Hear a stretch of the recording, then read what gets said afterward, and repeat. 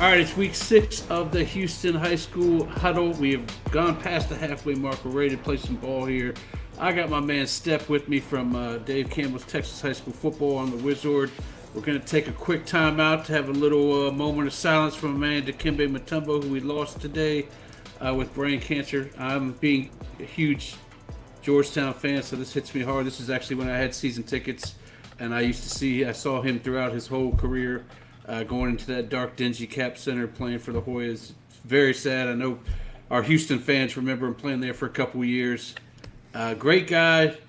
Who wants to sex Mutombo? It's his big line he used to say whenever he would go into the clubs. But great guy. We're going to miss him. I just wanted to say something because the Hoyas are close to my heart, and I know he played for the Rockets a couple of years. But that's that. You have any sweet memories about Mutombo? No, of course not. No, he was a hell of a player, and you remember the finger wag, Exactly. He was a great player, and yes, he gone too soon for sure. He was fun and enjoyed his sense of humor. He did some fun commercials, where he's that's in right. the grocery store and he was swatting the box of cereal the paper towels and all that stuff. Yeah. So he will be missed. And he's the only other guy that can do the Cookie Monster voice, except for the Cookie Monster. So I don't know who else is going to fill in there if that guy ever gets sick. We don't know. All right, let's talk about some high school football here in the Houston area, and let's maybe take a look back at Week 5. Get some thoughts in on what you saw at Week 5. Anything kind of stood out to you? I know for the show purposes, we struggled in highlights because a couple games we went to, one was 7-0, the other one was 7-6. We had to scrounge highlights. That's the one game that really caught my eyes was the Yates-Worthing game because we both kind of thought that may be for that district title. And Worthing scored early and then never again. And then Yates scored, didn't get the extra point. Talk to me about that game and maybe some other games that may have stuck out to you. Definitely not the scoring that I anticipated in Yates and Worthing, but I think that's a good – I think, and I said it last week, I think Yates and Worthing both have a chance to both get out of the first round this year. With the way the playoff brackets break, the district next to them is not – if Yates and Worthing are Worthing is 1 and Yates is 2, which is possible now with Worthing winning, I think both those teams have matchups they can win in round 1. So I think both those teams have showed that they can compete outside of HISD, and so I think it's great. Not surprised Worthing won, but surprised that the defense that was played. I haven't seen highlights or talked to Coach Thomas or Coach Ellis to know if it was great defense or bad offense or a little bit of both. But I think it's interesting, and it shows Yates kind of got blown out by Worthing last year, so they closed the gap quite a bit. And I think it shows that both those teams are ready to challenge in the first round of the playoffs hopefully in November. Both those teams continue to take care of business in district play. Yeah, and I was going to move on to the other game that was 7-0, the Cy Falls game where no offensive touchdowns were scored. That was on a return by Evans. I forget if the linebackers that's going to Baylor took it back for 6 on a bad snap. Boy, I don't know. We talked about 17-6A and how it's probably between Stratford and Cy Fair, but with Stratford putting up damn near 100 points, they put up 83. Yeah, I don't even know how was Stratford. Exactly. They could have donated a couple points out of courtesy, little charity points to this game, but I don't even know what's going to happen when they play Memorial. I've about had it with Memorial's offense because they've scored 14 this whole year. They couldn't even move the ball. I don't know how many first downs they got in that game, but it was a struggle. And on the other hand, Stratford's just doing whatever they want, playing Commanders-type football where they don't ever punt. Commanders for you people. Commanders for you people. I know you didn't expect that. Are you going to shut this podcast down? He may turn his computer off if I keep talking like this. Look, I figured you were fired up and you would throw in at least one Commanders or Jaden Daniels reference. There you go. You got it. I figured. And my Jaden Daniels shirt's going to be coming in next week, so I'll be wearing that the next podcast. But what's your thoughts on Stratford there? Are we still 1-2 Stratford and Cy Fair? Or is Stratford a couple of levels up? Who knows? I still think we're 1-2. I'm not ready to crown Stratford. I mean, I've been big on Stratford since the preseason. I know we talked about it in the preseason, and they're making me look pretty smart so far this season. But Cy Fair is going to give them a game. They're not going to score 83 on Cy Fair. I can promise you that. So I think they're obviously very talented and very dynamic. They don't have a ton of depth, so one injury here, one injury there, and it could really change the dynamics of things. But right now, I think we're looking at a Stratford Cy-Fair showdown for that district championship. Yeah, and lost in all that is they actually gave up a half 100 themselves, so it's not like they were playing Yeah, a defensive. they weren't playing lockdown defense. Yeah, Exactly, they weren't shutting them down. That game must have lasted till about 11:30. All right, let's maybe a late one. Yeah. let's maybe throw out some grades here or some surprises or not surprises on the midseason here report card.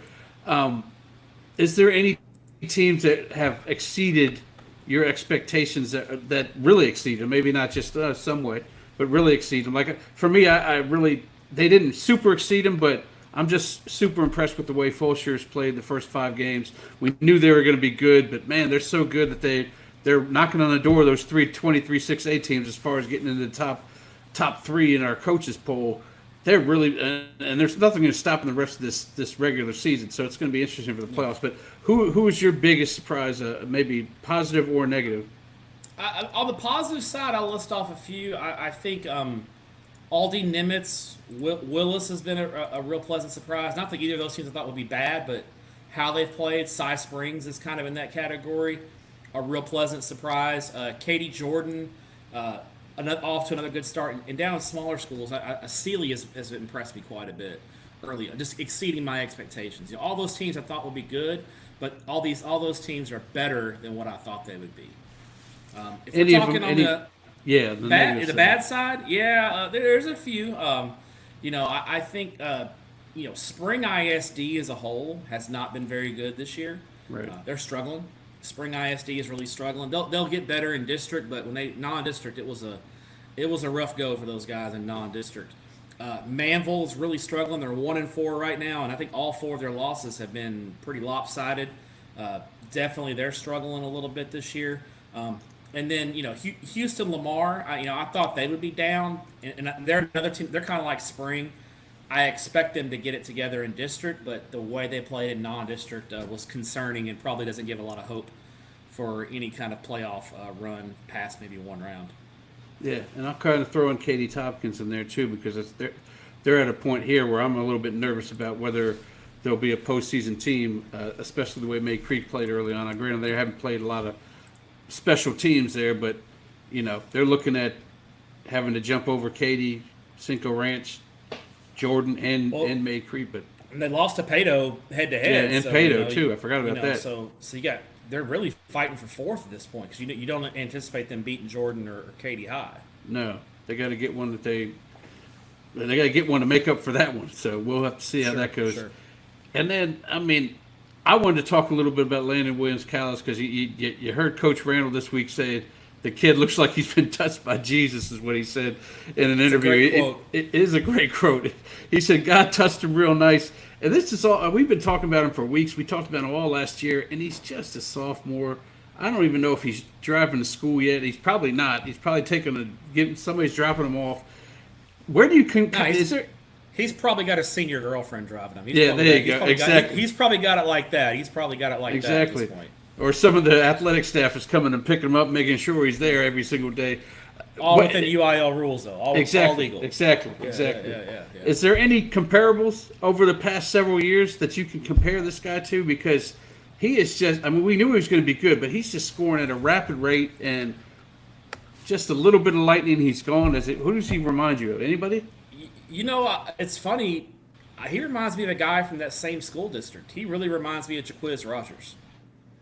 Okay. That's who he reminds me of. Jaquiz Rogers for those he's Lamar Consolidated to a state championship. That's right. Lamar Consolidated won a state championship not that long ago. Jaquiz Rogers isn't that old. Right. And that's who he kind of reminds me of. He's not the biggest guy, but he's hard to tackle. He's got breakaway speed. And he just finds ways, and that team Lamar Consolidated with Jaquiz Rogers wasn't super loaded. They just found ways to win. This Randall team is loaded. They're really good, and they got a talent like Landon Williams-Callis. It makes them, I think right now the team to beat in Region 3, and I think the favorite to get to the state championship game on the bottom side of the bracket. That would be awesome because then the nation gets to see more of this kid because he'll be on that big stage at AT&T, and we all know everybody across the nation tunes into the state championship games, and that would be something special there for sure. Internationally, I got people in Canada who find wow. a way to watch it. They yeah, it's a big deal. Everybody wants to see it, man. I would love to see him get there, and I think he's, like you said, he's well on his way. Let's go through some of these games, man. You start off at 13-6A, Conroe versus Oak Ridge. This is must win for Oak Ridge. I mean, they took that loss to College Park. Now they got to find a way to win an extra game here, because I don't think they're going to beat Willis or the Woodlands. They got to find a way to win an extra game and get into some sort of tiebreaker here, and this has got to be it, right? Yeah, the problem is I don't know if it's going to happen. Yeah, Conroe is Cedric Hardiman's ball club's been playing really well.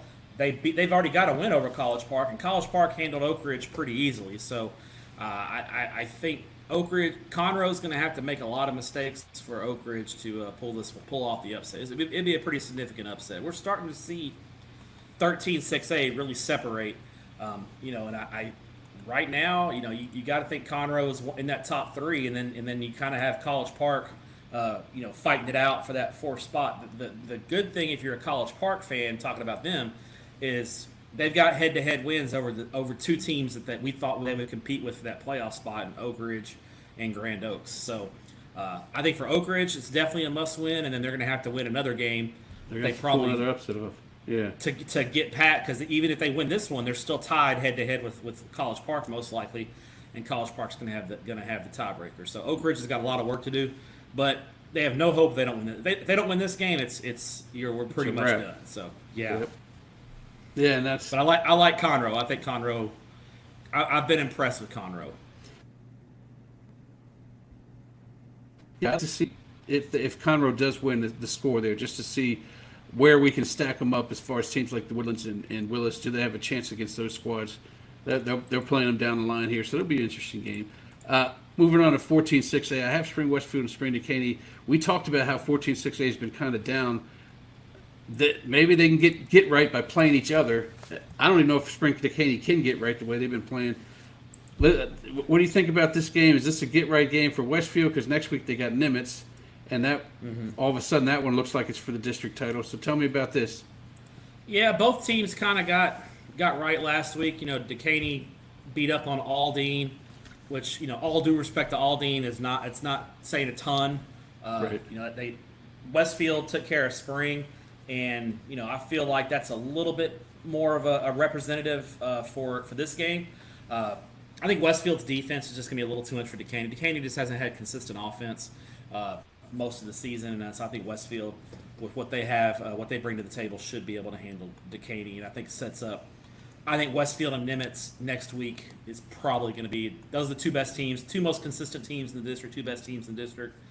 And I think they'll be fighting it out for that District 14-6A crown.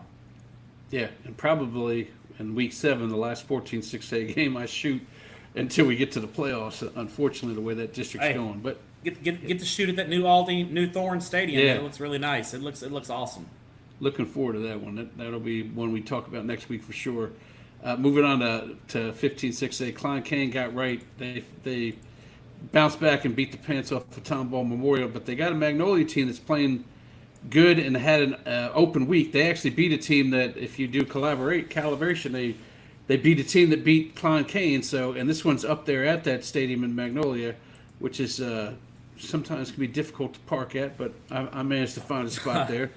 But it can be difficult. I've driven through there. It can be difficult. If you don't get there before it starts, this ain't one of those games I show up in the second half and all of a sudden I'm parking on the highway.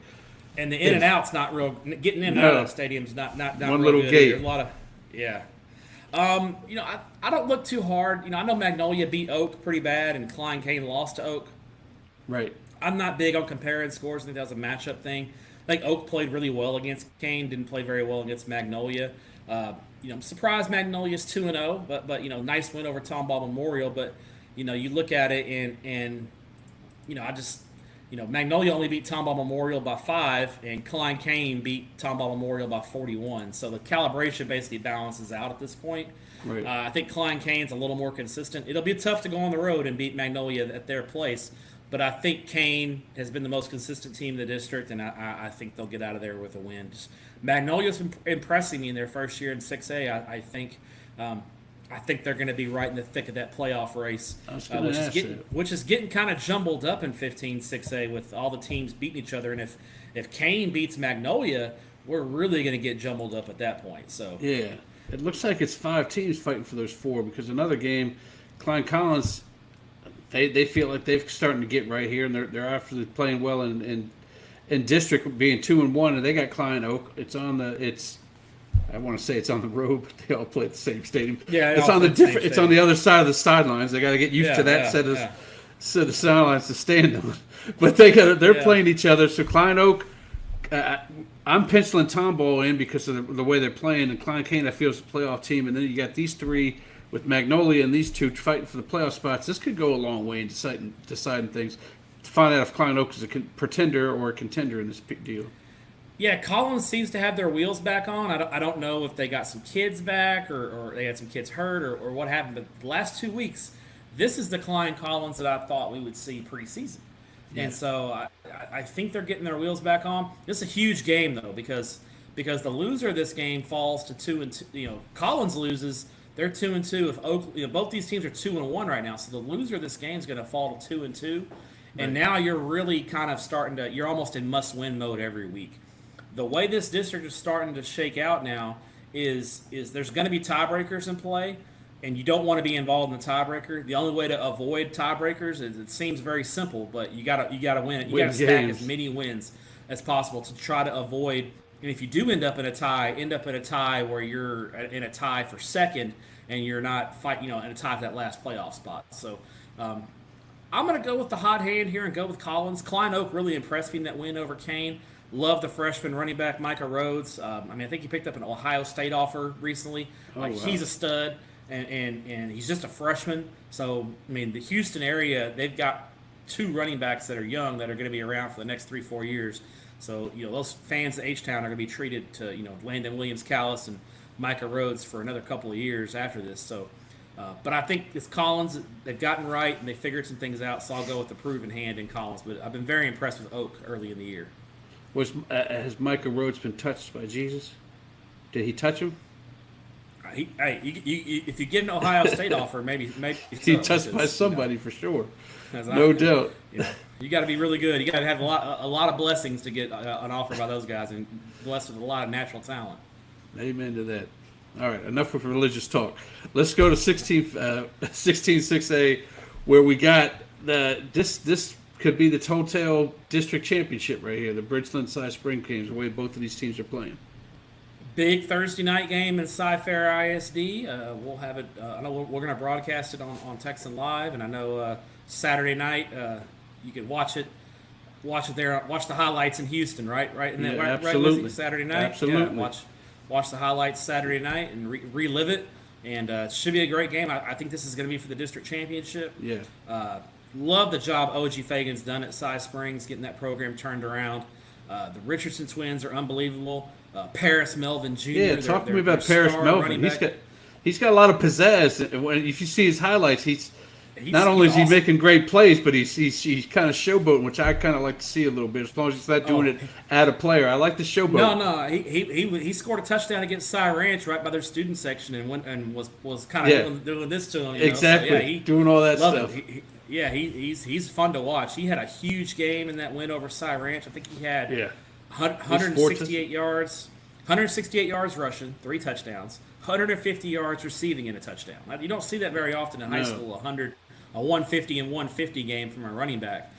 He's awesome. Their young quarterback is playing well.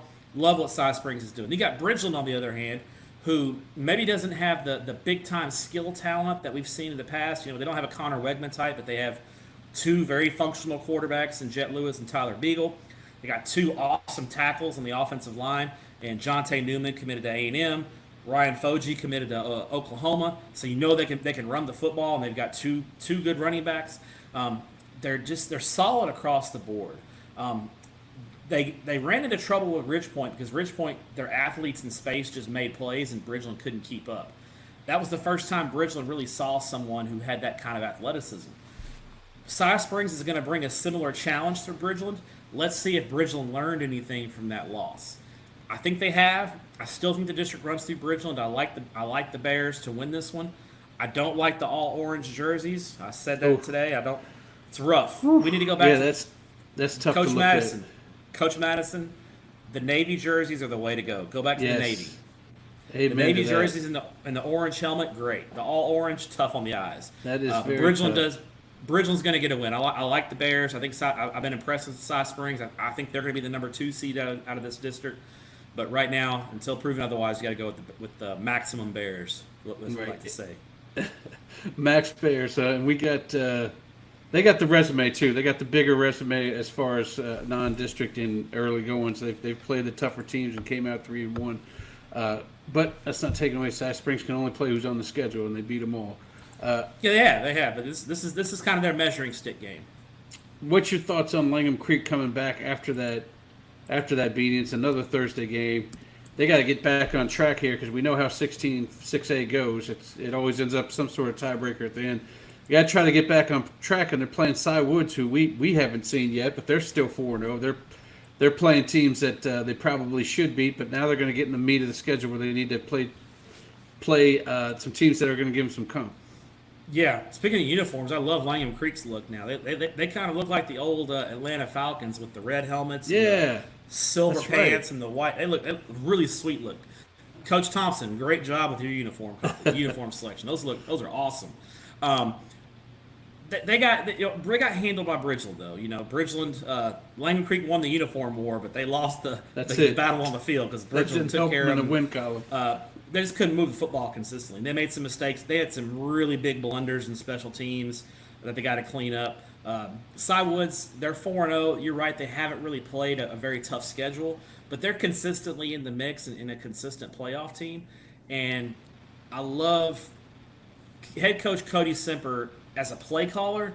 The dude is awesome. He can call a game and really can exploit your weaknesses. So I'll take Cy Woods in this one, but I think both of these teams are definitely in the thick of the playoff race. I think in 16-6A you got 5 teams that I think are in the mix, with obviously Bridgeland and Cy Springs being a step above everybody, and then I think you got Ranch, Woods, and Langham Creek fighting for those last 2 spots. Yeah, exactly. It's very similar to 15-6A where you got 3 fighting for 2 there at the end. Although I think, not jumping back to 15-6A, I think Klein Collins kind of pushes them up to at least a solid 3, but we'll talk about that another day. Let's move into 17-6A.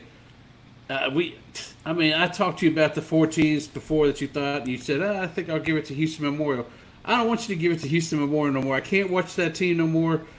I think Jersey Village is team number 4. I guess we got to kind of wait for them to play each other to find out what goes on there, but I would like to see how they stack up against Cy-Fair first before I will go completely out on a ledge here and say Jersey will be the 4th team here, but I'm telling you, man, with Memorial scoring 14 points this year, and they're not playing the greatest competition of all time. Yeah. It's not like they're playing Summer Creek. They're playing a creek, but not Summer. Yeah, Memorial's offense is it's a work in progress, just to put it mildly. I think Jersey Village right now, if you ask me today who gets the 4 seed, I think it's Jersey Village. Well, I asked you last week and you didn't say it, but I'll ask you today. Well, today say it. I finally turned the page on Memorial. I can't. It's just can't. Yeah, it's too rough. much. I got you. Yeah. So and honestly, Cy Falls is not looking super. I think it's a 2-horse race, Cy-Fair and Stratford, and I think any combination of 3 and 4 wouldn't surprise me. I think Cy-Fair's kind of got their wheels back on after getting blown out by Kane in the opener. They've won 2 out of their last 3. And the one loss they had on the road to Dickinson by 3 is not a bad loss. So I think Cy-Fair's gotten it together, and they'll handle JV in this one. Do we think, saying that, Cy Falls didn't impress us, Caleb Barnes did, but the rest of them, or Burns did, but not the rest. Do we think if Cy Falls finishes as a 3, is there a chance for the 2 seed out of 18-6A to beat them? Or is that asking too much? I think it would depend on, and I haven't looked. If it was Heights. I haven't done. We got to do Division 1 and 2. Sorry about that. Yeah, I'd have to figure. I'd have to kind of look at that. But I mean, yeah. I think Heights or Lamar could beat Cy Falls. Right. I think Cy Falls is probably Division 1, but that's which means they might have in the LA. past. Yeah, they have. Yeah, in the past. so need to check the enrollments. Yeah. I'll start. I'm working on playoff projections. I think next week, so we'll start to look a little closer at that D1 D2 split here coming up. So Yeah, we'll talk about I that usually later on October closer. is when October is kind of my initial start to look at the playoff projections. I know I'm your favorite guy come playoff You time. are, guy. You are. That's why I'm trying to flush it out of you in late September. But I, I'll I, wait. I I'll don't be got patient. I don't got no locations with you. I'm sorry. I No guess. locations. Yeah. What's the first round game of a potential this and that? You'd What are lose your some mind. potential? Hey, I've had people text me, "Hey, where do you think these two teams will play in the first round of the playoffs?" I'm like, "Dude, it's September. What are we doing It's here?" week 7. That's a quick way for me to say, hey, it looks like Stepp blocked me. What the heck is going on here? That's a quick way for that to happen. All right, let's move on to 19-6A. Cinco Ranch and Jordan. I feel like Jordan's got this is going to win this game, but I want to see where Cinco Ranch stands. We talked a lot about them possibly being the third or fourth team out of this district, and we talked earlier in this thing about Cinco Ranch, Pato, Tompkins, May Creek, all kind of. And I don't even know if you're even high on May Creek. I am a little bit, but not high enough to maybe make the postseason, but maybe threaten a little Yeah, bit. I think May Creek is. That's kind of where I'm at May Creek. I think Coach Arrow's done a great job there, and I think they're going to be in contention until the end of the season. But I don't know if they're ready to make that leap just yet. Yeah. This is the thing about this game. This is a game that it's going to tell me if Katie Jordan has taken the next step as a program, because this game has upset written all over it. I think Cinco Ranch will pull one of these off on you occasionally, where you don't pick them to win. You think they're going to get their butts kicked, and they pull off a surprise win. If Katie Jordan is taking the next step, they're going to come out and take care of business against Cinco Ranch and not let them hang around. If Jordan lets Cinco Ranch hang around, Cinco Ranch is the kind of team that can come up and bite you. So I'm interested to watch this game to see if Jordan, because last year Jordan kind of let some of these teams hang around that they probably shouldn't, that they were more talented than. Let me see if they've taken the next step in their evolution as a program and are ready to truly contend for a district championship. Because if you're gonna play with Katy, you got to take care of these kind of games. Right, exactly. Now this next game kind of lost its luster a little bit for me, but I'm still going to be there. George Ranch and Strake Jesuit. When George Ranch lost to Foster last week, it took a little thing away from this thing, and maybe Strake Jesuit can prove to be the second best team in this district, but they haven't played a district game yet. But man, tell me about this one and what you think happened to George Ranch last week. I think what's happened is George Ranch is way down. That was because all due respect to Foster, but I did not think they had much of a shot against George Ranch. I think Strake is your number 2 seed out of this district. This district's not the toughest in the world, and I think Strake, especially showing what they did in week 1, going up to Dallas and playing Euless Trinity close. Right. I think Alief Elsick and Alief Taylor are going to kind of be in the mix. But right now, give me Strake as the 2 seed. And the George Ranch loss to Foster is really damaging. That could end up keeping them out of the playoffs. Like that's a loss that's going to haunt them. And that's what I was thinking. I was shocked to see it, especially since we had Me talked too. about this game maybe 2 weeks ago. Now it looks like, it already looked like Fulshire wasn't going to play much. Now they may be 3 touchdown favorites against everybody in this thing. I would Maybe agree. even I think 4. they are. Yeah. All right, we're going to skip over 21-6A because there wasn't a humongous matchups. But man, I love a good rivalry game. And here we have one at Pearland Dawson, and Pearland has taken up the strategy of not letting many points happen, and they didn't leave much on the table there for Manford to get, but they certainly got right since that Fulshire loss, and they only lost to them by 7. We're talking about how good this Fulshire team is. Now they're up; they've won 4 in a row, Yeah. and they're playing Dawson. I think we kind of buried Pearland a little bit because of that loss to Fulshire in week 1, and now looking back on it, nothing to be ashamed of. They lost a really good team by 7, and so I think that's allowed Pearland to kind of fly under the radar a little bit, and they're just picking up momentum, and they're just continuing to pick momentum up. This is a rivalry game. Anything can happen, and Dawson, for whatever reason, even when they're big underdogs, always gives Pearland a problem. But if you look at Dawson, the defense has really struggled all year long. I mean, they've allowed at least 34 points in every game this year. They're just not very good on that side of the ball. They're really reliant on their offense, and the offense last week couldn't bail them out against Shadow Creek. They got pushed by Pasadena Memorial. They got pushed by Dobie.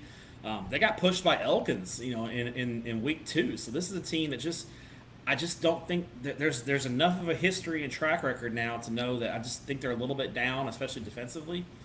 Pearland's going to slow them down and get stops. They play too good of a defense there. I like Pearland. It'll be close because it always is, but I think the Oilers take this one.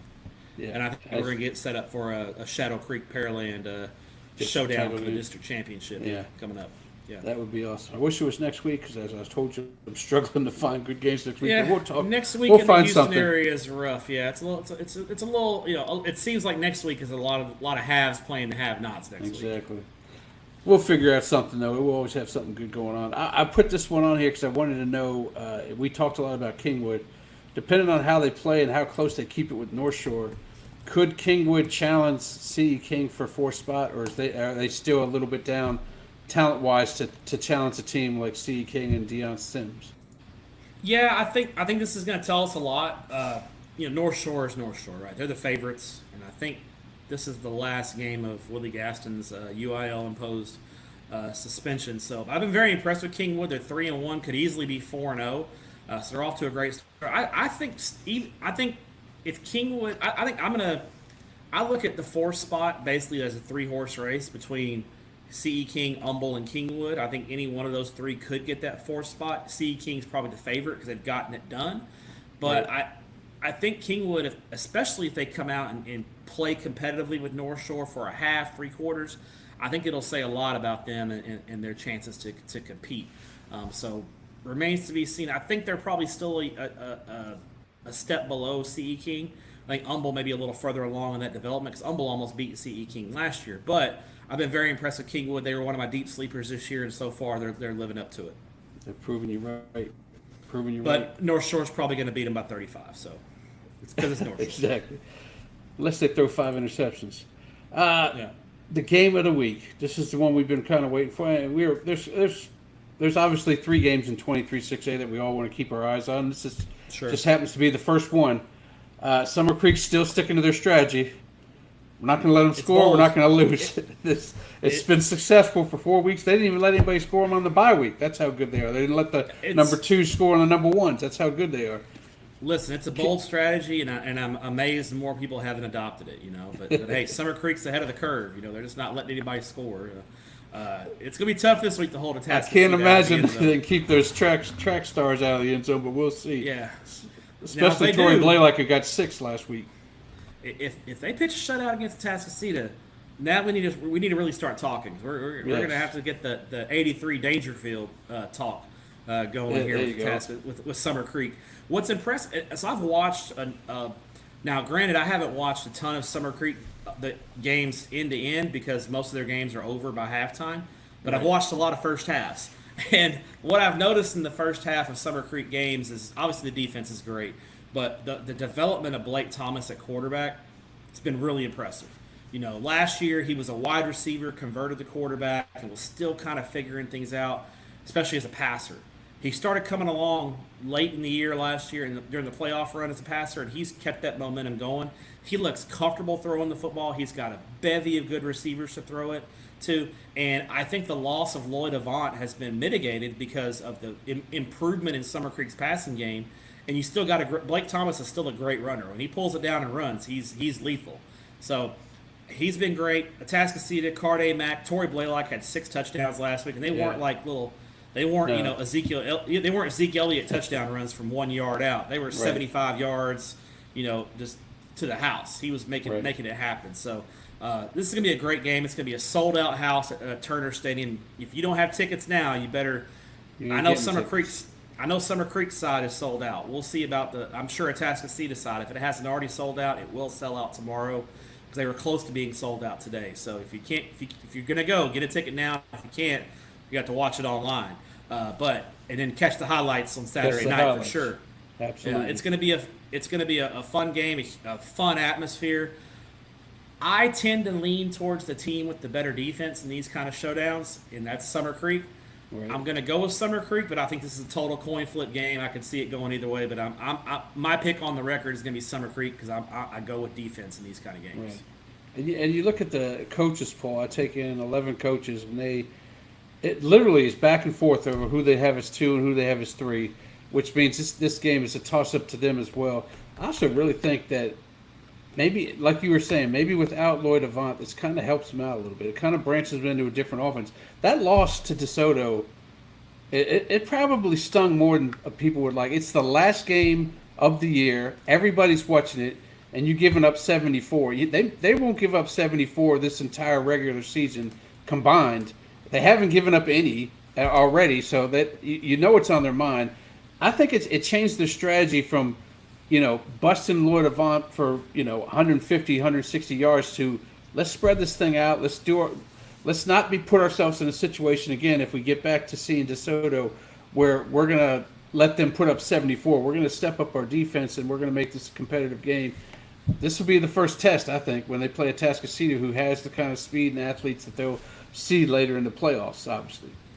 Yeah, anytime you lose a state championship game, it's going to sting no matter what. I mean, you got to sit on it all offseason. The way Summer Creek got beat, I think it caused Kenny Harrison and his coaching staff to really reevaluate what they need to do to get to the next level. And I think they've shown that through the first 4 weeks of the season that they've made they haven't stayed stagnant as a program or as a coaching staff. They're looking to grow.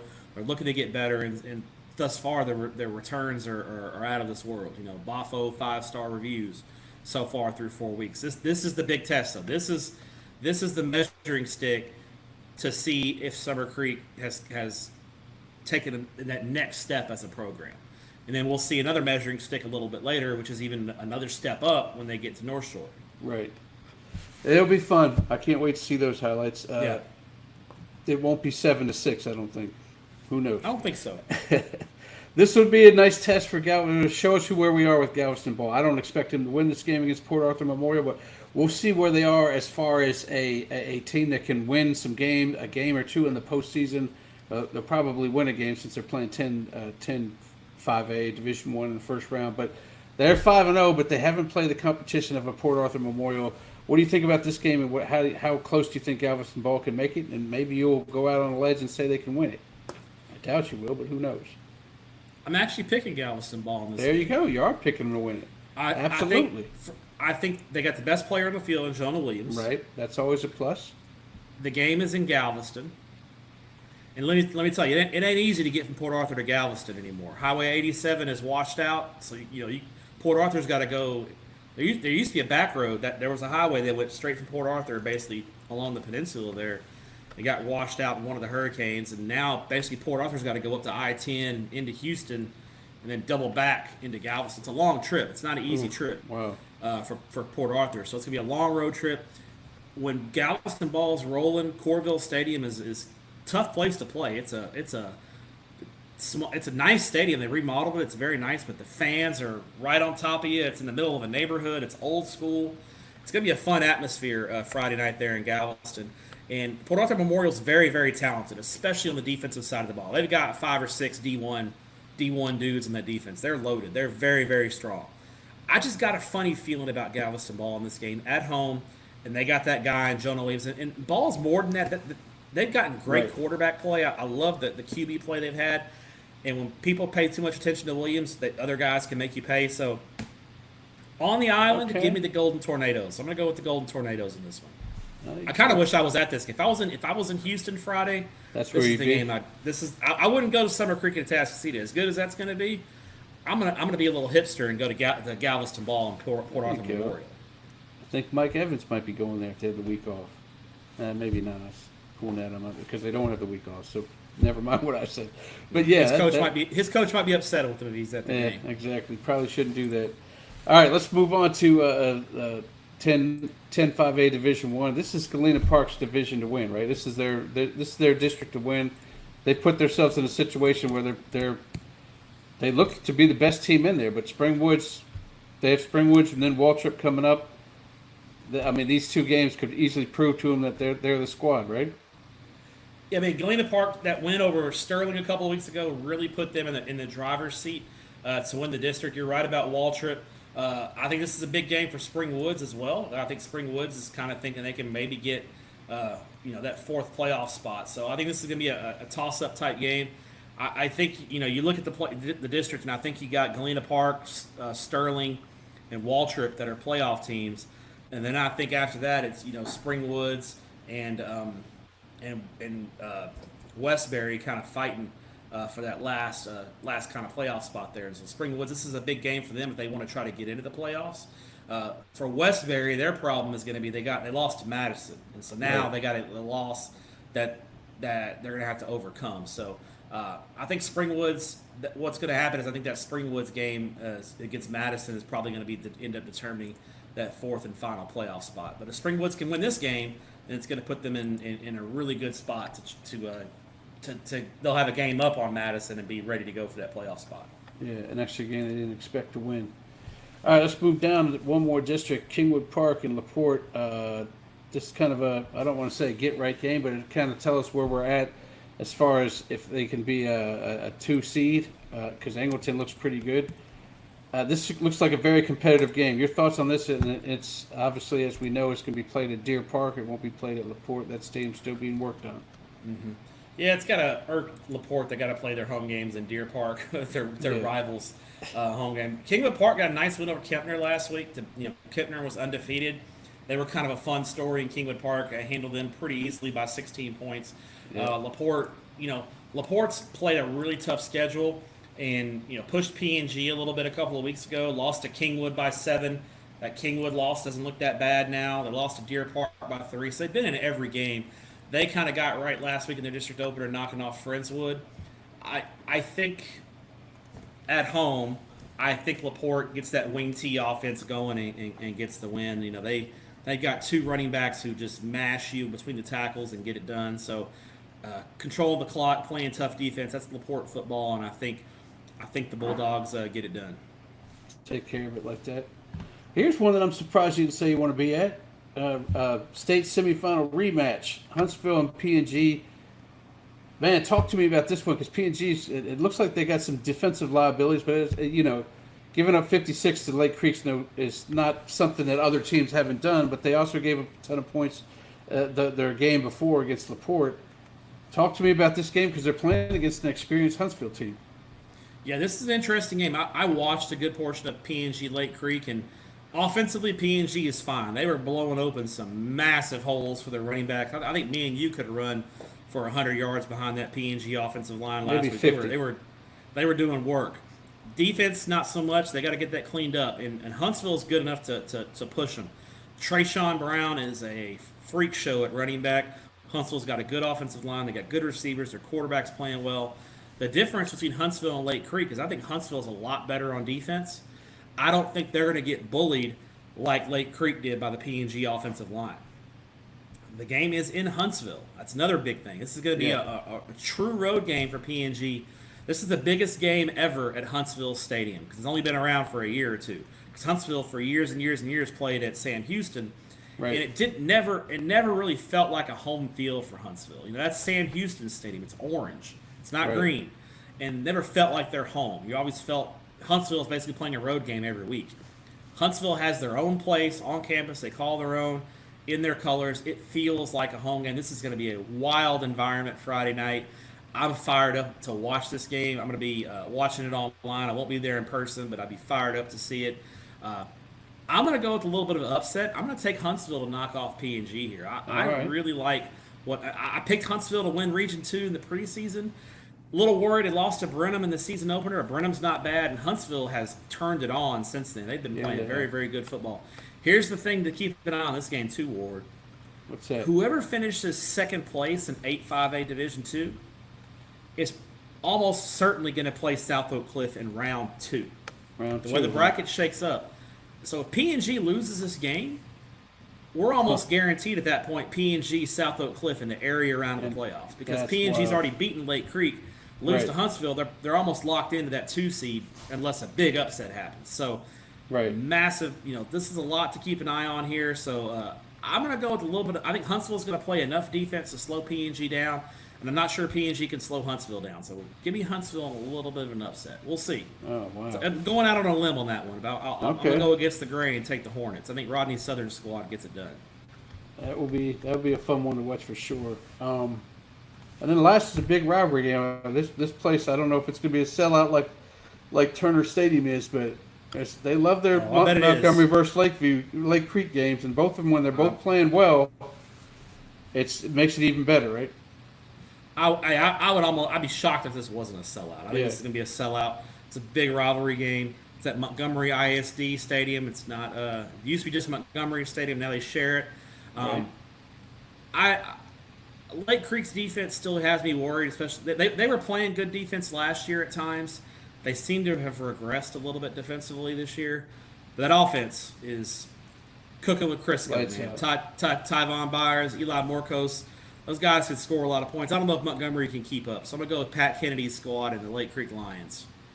Putting it on them. I got you. Because they haven't lost yet, the old Bears, but we'll see what happens here. Lake Creek's played a little bit. I think Lake Creek's played a little tougher schedule. So Montgomery's benefited, I think, from that schedule. So Lake Creek's had to, obviously opening up district for PNG. Right. It's tough. Yeah, no doubt. Import Natchez too. That was the other thing, is that on the road. All right, well, that's it for the games we're talking about. Now we got to figure out where you're going to be at, man. Where's Matt stepping out? Talk to me. Yes. So this week, Thursday, I will be in Central Texas as the Lorena Leopards visit the Lampasas Badgers. Lampasas is a cool old stadium right downtown. It's still grass, right in the middle of a neighborhood. So it might be their first ever trip to that stadium. So it's a new stadium for me on Thursday. Friday, I'm actually going to the opening of a new stadium in Forney, as North Forney is opening up their brand new stadium, Better Life Stadium. That's the name of the stadium, Better Life Stadium. North Forney head coach Marcus Shavers told me, he goes, come to Better Life Stadium where it's a better life. We'll work on it a little bit, but it's funny. I like it. Life. Yeah. Where legends are made. That's right. Yeah. They're playing Tyler Legacy in a really big district game in 10-6A. Tyler Legacy and North Forney both pulled upsets in the first round of district play last week. They're both 1-0, fired up. This is a big game for playoff. The winner of this game has really got the inside track to getting one of those playoff spots. And then Saturday, I will be in the Alamo City. Saturday at 2, I'll be at the game known as the Gucci Bowl. The Gucci Bowl, Gucci, like the brand of clothing. Yeah. As San Antonio Clark takes on San Antonio Churchill. I think Churchill's 3-1, Clark is 2-2, but they're both 1-0 in district. Big game for playoff positioning there as well. And then Saturday night, I'll go to Alamo Stadium. They call it the Rock Pile. San Antonio ISD actually got San Antonio Sam Houston taking on San Antonio Edison in another game with playoff implications. Both those teams are undefeated in district play. So I got 4 good ones, Wizzy, this week. It's gonna be fun. Yeah, that's awesome. He's keeping it Gucci, and he's all over the place too. It's not usually when I talk to you, you're in one area of Texas. It looks like you're all over. Yeah, you're Central Texas. Yeah, Central Texas, east of DFW, and then San Antonio, and then still got a couple more weeks before I'm back in Houston. But I'll be back in Houston week. I think it's week 9. I'll be back in Houston week 9. He'll be back soon enough, Houston fans.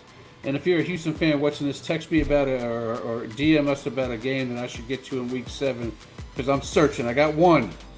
Yes, give me some games for week 7. Send Wizzy to a good game week 7 in H-Town. Yes, let's do it. Send him, yeah.